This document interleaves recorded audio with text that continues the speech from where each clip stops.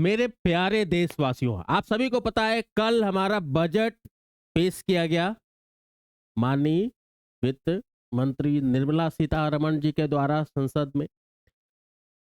कुछ उनकी चीजें देखते हैं जरा। ऐसा नहीं कि मैं आज जीएस पढ़ा रहा हूं, लेकिन एक नागरिक होने के नाते आप कहीं भी रह रहे हो, कहीं भी रह रहे हो, किसी भी देश में रह रहे हो, तो उस देश या अपने आसपास की पॉलिटिकल, ज्योग्राफिकल, इकोनॉमिकल, ये सारी कंडीशन, इवन लॉ का बेसिक नॉलेज होना ही चाहिए सभी को। तभी आप समाज की मुख्य धारा में चल सकते हो।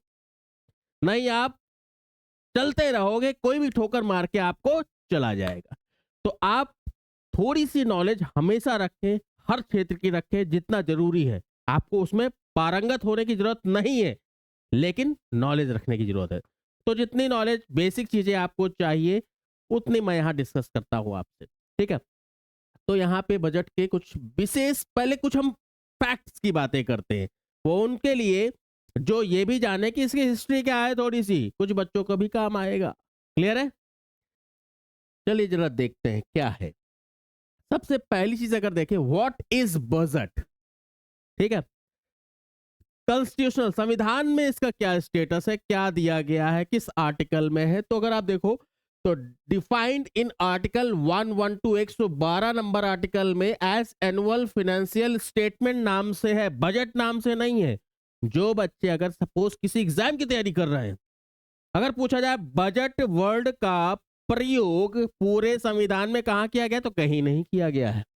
Note, the term budget itself is not mentioned in the constitution. Clear है? तो बजट वर्ड का यूज नहीं है। आप यहां पे देखिए किसका यूज है, एनुअल फाइनेंशियल स्टेटमेंट होनी चाहिए इस देश की, ठीक है। सेकेंड डेफिनेशन क्या है, स्टेटमेंट ऑफ एस्टिमेटेड रिसिप्ट्स, मतलब क्या आय होनी है, एंड एक्सपेंडिचर क्या व्यय होना है of the government in the financial year. अब फाइनेंशियल ईयर या वित्तीय वर्ष क्या होता है आपका, 1 अप्रैल से 31 मार्च तक के बीच का जो भी आपका टाइम पीरियड है, वो आप एक फाइनेंशियल ईयर कह सकते हो। क्लियर है? ऐसा नहीं कि 1 फरवरी को अगर बजट को पेश किया गया है तो इसका मतलब है कि फाइनेंशियल ईयर स्टार्ट हो गया है। ये उन बच्चों के लिए जिनको नहीं पता है। मैं यहाँ पे इकोनॉमी की क्लास नहीं ले रहा हूं, मैं एक जनरल मेंटर हूं जो सभी को छोटा छोटा ज्ञान दे रहा हूं जो आपके लिए काम आएगा। थर्ड, रिस्पॉन्सिबिलिटी किसकी होती है इस बजट को बनाने की, तो आप देखिए department of economic affairs in the ministry of finance, ministry of finance के अंडर है आपका डिपार्टमेंट ऑफ इकोनॉमिक अफेयर्स। वो प्रिपेयर करता है यूनियन बजट, संघ का बजट, ठीक है। राज्य के अलग अलग होते। तो ये कुछ बेसिक सी बात पता चली जो हमारे संविधान में है। संविधान में क्या कहा गया है कि आर्टिकल 112 में एनुअल फाइनेंशियल स्टेटमेंट बनेगा, बजट वर्ड का यूज नहीं किया गया है। क्लियर है? और इसको कौन प्रिपेयर करता है, मिनिस्ट्री ऑफ फाइनेंस के under department of economic affairs ये प्रिपेयर करता है। क्लियर? आगे देखते हैं। अब बजट की हिस्ट्री क्या है जरा थोड़ा समझ लो। प्री इंडिपेंडेंस और पोस्ट इंडिपेंडेंस में बजट की हिस्ट्री क्या थी, ये भी पता होना चाहिए आपको। क्यों नहीं पता होना चाहिए? दिन भर आप घर से निकलते हो कमाने के लिए, इकोनॉमिक कंडीशन को अपनी सुधारने के लिए, तो देश की कंडीशन को समझोगे तो उसी के अकॉर्डिंग चलोगे ना। तो जैसे प्री इंडिपेंडेंस की अगर हम बात करें तो 7 अप्रैल 1860, 7 अप्रैल 1860 को James Wilson presented the first budget of India as first finance member. First finance member के तौर पर 1860 में जेम्स विल्सन ने प्रेजेंट किया था। उस समय की जो भी आपकी पार्लियामेंट होती रही होगी। फिर गवर्नमेंट के तौर पर जब 1947 48 जब अंतरिम सरकार बनी थी, इंडिपेंडेंस के पहले जब ये विभाजन होना था उसके पहले अंतरिम सरकार बनाई गई थी, ठीक है। आपको पता है वो जो आपका माउंटबेटन के, अगर हिस्ट्री कुछ लोग जानते हैं या बेसिक पढ़ा है, तो उस बीच जब डिवीजन के पहले अंतरिम सरकार में उसमें मुस्लिम लीग के लोग थे, कांग्रेस के लोग थे, तो उस अंतरिम सरकार में आपके मिस्टर लियाकत अली खान जी भी थे जो बाद में पाकिस्तान के कौन बने थे, प्राइम मिनिस्टर। जिन्ना नहीं बने थे, वो गवर्नर बन गए थे जाके, राजा। चलिए, mister Liaquat Ali Khan presented the budget as अंतरिम गवर्नमेंट मेंबर, ठीक है। वो अंतरिम सरकार, मतलब नई सरकार बनने से पहले जो कार्यवाहक सरकार बनती, उनके मेंबर थे, उन्होंने 1947-8 में गवर्नमेंट के तौर पर प्रेजेंट किया था बजट। पोस्ट इंडिपेंडेंस में 26 नवंबर 1947, 26 नवंबर 1947, R K Shanmukham Chetty presented independent India first budget. R K Shanmukham, are K सनमुखम, नाम से ही लग रहा साउथ के ही होंगे कहीं के। और अब और लेटेस्ट चीज क्या, जैसे अभी आपकी माननीय श्रीमती निर्मला सीतारमण जी फाइनेंस मिनिस्टर हैं, उन्होंने इस बार 9वीं बार, एक रिकॉर्ड है, अपना रिकॉर्ड खुद ही ब्रेक कर रही हैं वो, 9वीं बार उन्होंने अपना बजट पेश किया है। क्लियर है?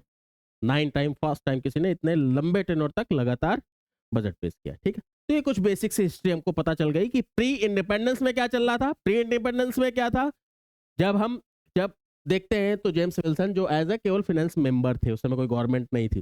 फिर अंतरिम गवर्नमेंट में लियाकत अली खान ने, फिर सनमुखम चेट्टी जी ने आपका पोस्ट इंडिपेंडेंस, जब इंडिया फ्री हो गया, आजाद हो गया 15 अगस्त 1947 को, तब इन्होंने प्रेजेंट किया। आगे जरा देखते हैं बजट का प्रोसेस क्या है। छोटी छोटी चीजें हैं, देखो बहुत अंदर डीप पे नहीं जाऊंगा, नॉर्मल चीजें आपको पता होनी चाहिए बस। बाकी जो इकोनॉमिक्स पढ़ना चाहते हैं या किसी और एग्जाम की तैयारी कर रहे हैं, वो स्पेशलाइज टीचर से पढ़े भाई, मैं जनरल से नॉलेज दे दूंगा। प्रोसेस क्या है आपका, बजट प्रेजेंट किया जाएगा सदन में, जैसे कल किया गया। देन उसके बाद general discussion on budget in both the houses, दोनों जो आपके सदन है, लोकसभा और Rajya Sabha, lower upper house, Rajya Sabha को अपर हाउस बोला जाता है, लोकसभा लोअर हाउस होता है। क्लियर? उन दोनों में डिस्कशंस होंगे। फिर स्टैंडिंग कमेटी जो स्क्रूटनाइज करेगी इंडिविजुअल मिनिस्टर्स की डिमांड है, कुछ ग्रांट्स है, एक कमेटी होगी वो स्क्रूटनी करेगी, देखेगी सारी चीज को। डिटेल डिस्कशन होगा and voting on demand and grants in Lok Sabha, Lok Sabha में ही वोटिंग होगी। क्लियर है? Then appropriation and finance bill passed, बाद में पास कर दिया जाएगा। क्लियर? तो अभी प्रेजेंट किया गया है, अभी ये प्रोसेस हो, अभी प्रेजेंट हुआ है, बस फर्स्ट स्टेप पे है अभी।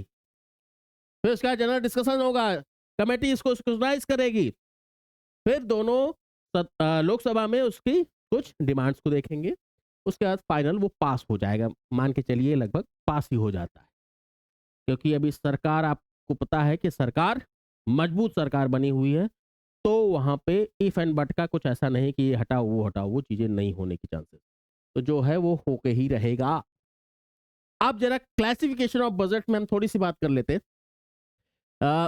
जैसे बजट में कहाँ से आता है, क्या है, जाता है, जरा थोड़ा सा बेसिक चीज, ज्यादा हम नहीं, बहुत टेक्निकल वर्ड्स होते हैं इकोनॉमिक वाले, जो इकोनॉमिक्स के हैं वो तो समझ जाएंगे, लेकिन जो नहीं उनको लगेगा क्या फेंक रहा है ये बंदा, नहीं, ऐसा बेसिक चीज।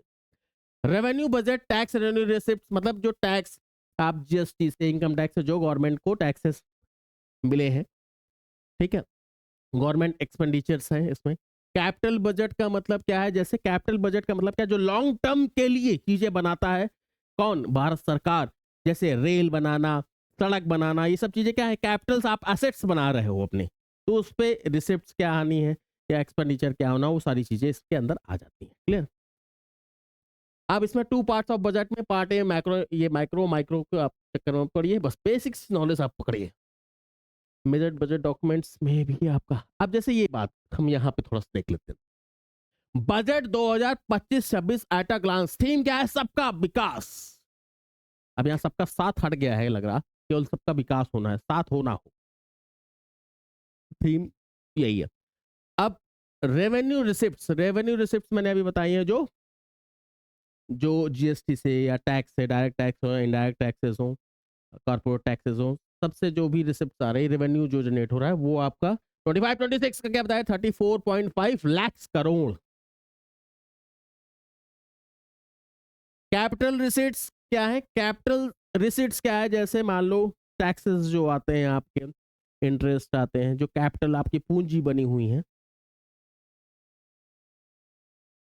16.4 लाख करोड़, ये 2025-26 का है आपका।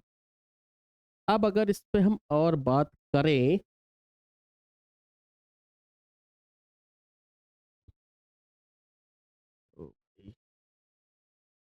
ठीक, एक्सपेंडिचर है, एक्सपेंडिचर इफेक्टिव कैपिटल एक्सपेंडिचर, वही कैपिटल जैसे मैंने बताया आगे, अब कई सारी जैसे योजनाएं बनाई जा रही हैं, सड़क बनाए जाने, राजमार्ग बनाए जाने, नेशनल हाईवे बनाए, जैसे अभी इस बार के बजट में जैसे क्या है कि कई सारे जलमार्ग बनाए जाएंगे, वाटरवेज, मतलब आपको तैर के नहीं जाना पड़ेगा, आपके लिए नाव तैयार रहेगी, जैसे गंगा विलास बनारस में थी लेकिन कितना चल रही नहीं चल रही, लॉस में, उसके बारे में हमें कुछ नहीं पता चलेगा, वो किताबों या उसमें रहेगा। कोई जागरूक नागरिक अगर पूछना चाहेगा तो भले उसको शायद मिल जाए, नहीं तो आप बस खुश होते रहिए।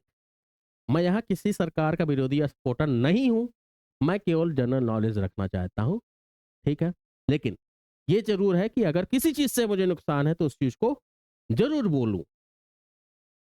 तो इफेक्टिव कैपिटल एक्सपेंडिचर मतलब आगे जो भी आपकी योजनाएँ आएँगी, सड़क बनने हैं, रोड बनने हैं, मेट्रो बननी है, जो आपके कैपिटल्स में इन्वेस्ट होना है, एक्सपेंडिचर जो है अभी 15.5 लाख करोड़। रेवेन्यू एक्सपेंडिचर मतलब कह सकते हो कि आप जैसे जो भी सरकारी एम्प्लॉई हैं सारे हैं, उनके कुछ जो ऑफिसेस चलाने के लिए खर्चे, सैलरीज में जो खर्चा जाता है, और बहुत सारी आपके चीजें इसके अंदर आ जाती हैं, ठीक है? ये 39.4 लाख करोड़। अब कुछ काम की चीजें हम जरा देखते हैं, ये चार्ट्स वगैरह की हमें जरूरत नहीं है। ये जरा थोड़ा काम की चीज है जो आपको पता होनी चाहिए। रुपया कहां से आता है? Rupees comes from, rupees goes to, ये आपको जरूर पता होना चाहिए। Rupees comes from, rupees goes to, मतलब हमारे इस बजट में पैसा आता कहां से और जाता कैसे है, ये भी पता होना चाहिए। तो पहली चीज, रुपीज कम्स फ्रॉम, ये तो पता है, इनकम टैक्स से गवर्नमेंट को मिलता है। Borrowing and other liabilities, bonds खरीदना या किसी आईएमएफ से फंड ले लिया या उधार ले रहा है, वो भी आपका आ ही रहा पैसा। और कॉर्पोरेशन टैक्स, कॉर्पोरेट जो है वो टैक्स देते हैं, 17% इसका हिस्सा है। इनकम टैक्स का 22% हिस्सा है। जीएसटी का 18% हिस्सा है। सबसे ज्यादा उधारी लेती है। बोरोइंग एंड अदर लाइबिलिटीज 24% हिस्सा है। बताओ, मतलब उधार लेने पे ही माहिर है इंडिया देश। जाता कैसे है? इंटरेस्ट पेमेंट, उधारी लोगे तो इंटरेस्ट दोगे ही, इंटरेस्ट पेमेंट। सेंट्रल सेक्टर की जो स्कीम्स हैं, स्कीम्स जो मेजर सब्सिडीज जो देते हैं, डिफेंस में जो खर्चा है, state share of the taxes and duties, क्या होता है, कई सारे टैक्स कलेक्ट तो स्टेट करता है या सेंटर करता है, फिर स्टेट में डिवाइड करता है, तो कुछ ऐसे टैक्सेस वो आपका जाएगा पैसा। Finance commission and other transfer, centrally sponsored schemes जो गवर्नमेंट स्कीम बनाती रहती है, तो पैसा स्कीम्स में या जो इंटरेस्ट पेमेंट्स में, इन सब में जाता ही जाता है, खर्च होगा ही होगा, ठीक है? और जरा एक्सपेंडिचर मेजर सबसे ज्यादा डिफेंस में खर्च किया जा रहा है, जैसे राफेल वगैरह कुछ डीलिंग्स आप देखते रहते हो कि आपको न्यूज में आती रहती है। डिफेंस में 4,91,732 करोड़ रुपए, रूरल डेवलपमेंट में 2,66,817 करोड़ रुपए, होम अफेयर्स ऐसे एग्रीकल्चर में चौथे नंबर पे आ रहा है, जबकि एग्रीकल्चर को तो और ज्यादा ध्यान देना चाहिए था। क्लियर? और क्या क्या चीजें जरा देखते हैं। Journey of development as highlighted in the union budget, union budget में क्या जर्नी दिखाई गई है, हाईलाइट की है, ये डेवलपमेंट हम एग्रीकल्चर करेंगे, एमएसएमई का करेंगे, ठीक है, इन्वेस्टमेंट्स हम थोड़ा अट्रैक्ट करेंगे। जैसे अभी क्या देखा गया कि इस बजट में कहा गया कि हम एआई की जो कंपनीज हैं, क्योंकि आप देख रहे हो इस इरा में एआई का बहुत ज्यादा यूज हो रहा है और फॉरेन कंपनीज बहुत कम आ पा रही, तो उन्होंने कहा 2047 तक, जैसा मोदी जी का मिशन है कि विकसित भारत बन जाएगा। अब वो तो हम देखेंगे धीरे धीरे। 2047 तक कोई भी बाहर की कंपनी, एआई कंपनी आती है, डेटा सेंटर बनाती है, तो उसमें कोई टैक्स नहीं देने पड़ेंगे, कोई टैक्स नहीं देना पड़ेगा, जो अभी टैक्सेस ज्यादा है। और क्या क्या चीजें आपको देखने को मिली है, जैसे कोई बाहर पढ़ने जाता है, नॉर्मली लोग मेडिकल की पढ़ाई के लिए रशिया, यूक्रेन और बाहर के कंट्रीज में जाते हैं, यहाँ पे मेडिकल के सीट्स बहुत कम है इंडिया में, और कोई कॉलेज होते हैं तो धर्म के नाम पे या किसी और नाम पे उनका लाइसेंस ही कैंसिल कर दिया जाता है, जैसा कि अभी कटरा वाला आपने देखा जम्मू कश्मीर। तो ये चीजें चलिए, ये पॉलिटिकल चीजें हैं, लेकिन जो बाहर जाते हैं तो जो पहले मान लो 5% टीसीएस कट जाता था, एक टैक्स का फॉर्म है, जैसे मान लो आप 10 लाख रुपए लेके गए तो 5% यानी 50,000 रुपए कट के 9.5 लाख रुपए ही लेके जा पाओगे।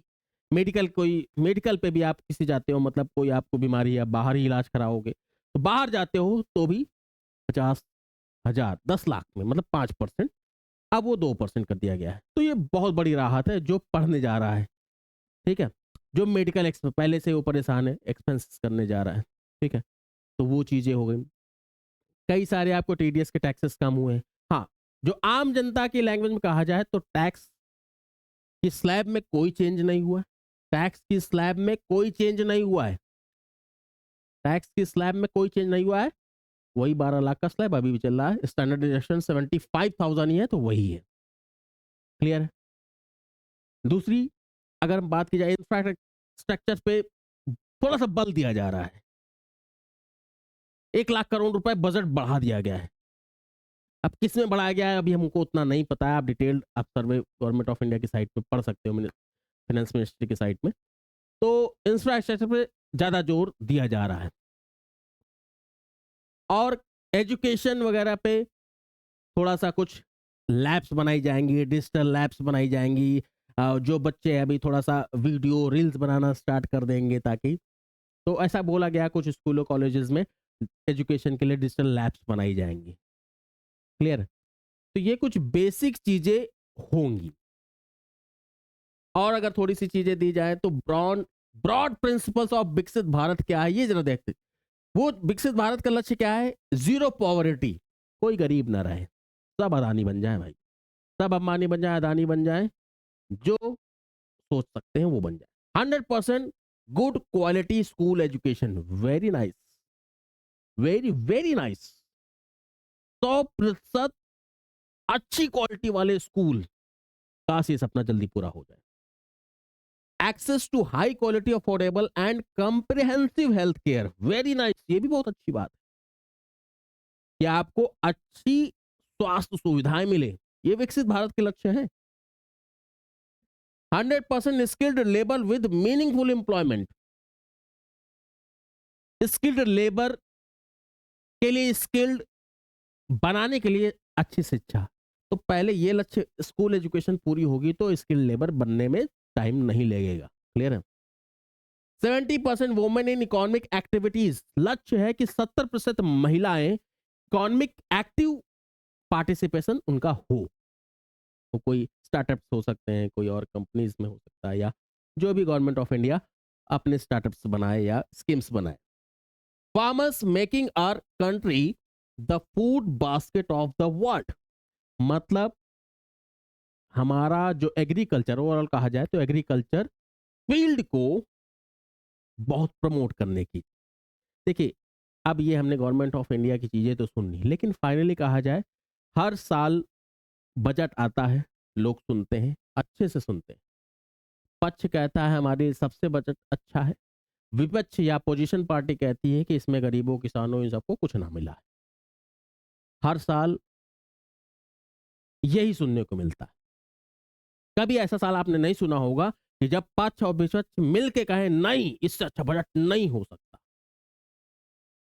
तो काश ऐसा दिन आए जो ये चीजें धरातल पे, ग्राउंड लेवल पे हो सके। ये तभी हो सकता है जब सारे लोग मुख्य धारा में जुड़ेंगे, चीजों को समझेंगे कि केवल सुबह 9 से 5 नौकरी करके आने और जाने से देश विकसित नहीं हो जाएगा। हमें देश में, देश के अंदर क्या हो रहा है, बाहर से क्या चीज चल रही है, उस चीजों की बेसिक नॉलेज जरूर होनी चाहिए। एक्टिव पार्टिसिपेशन जरूर रहना चाहिए। आप ज्यादा नहीं कर सकते, लेकिन थोड़ा जरूर रखेंगे। केवल ये नहीं कि इससे कोई दूसरा ही इफेक्ट हो रहा, आप नहीं, आप कभी ना कभी इफेक्ट होंगे ही होंगे। तो ये कुछ बेसिक नॉलेज थी बजट की। उम्मीद है आपको मजा आया होगा। छोटी छोटी चीजें आगे और देखते रहेंगे। नमस्कार, जय हिंद।